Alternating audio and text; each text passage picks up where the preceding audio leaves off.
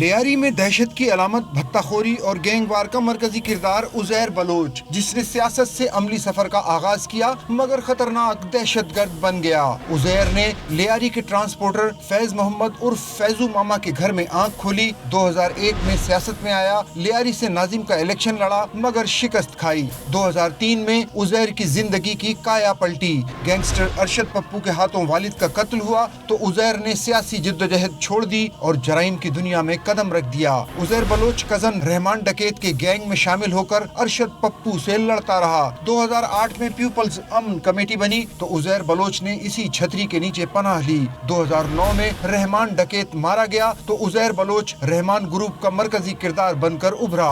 Gang war کا سربراہ مقرر کیا گیا اور پیپلز امن کمیٹی کی کمان بھی سنبھال لی۔ اس دوران لیاری میں بھتہ خوری عروج پر پہنچی۔ لوگ عزیر کو انکار کرتے ہوئے خوف محسوس کرنے لگے۔ پیپلز پارٹی پر پیپلز امن کمیٹی کی حمایت کے الزامات لگتے رہے۔ 2012 میں اختلافات کی خبریں آئیں، جس کے بعد اس تنظیم کو کالعدم قرار دے کر کارروائیاں شروع کر دی گئیں۔ 2013 میں ٹارگٹ کلرز اور جرائم پیشہ افراد کے خلاف آپریشن شروع ہونے کے بعد بیرون ملک فرار ہوا۔ اسے 2014 میں مسقط سے بذریعہ سڑک دبئی آتے ہوئے انٹرپول نے گرفتار کیا تھا۔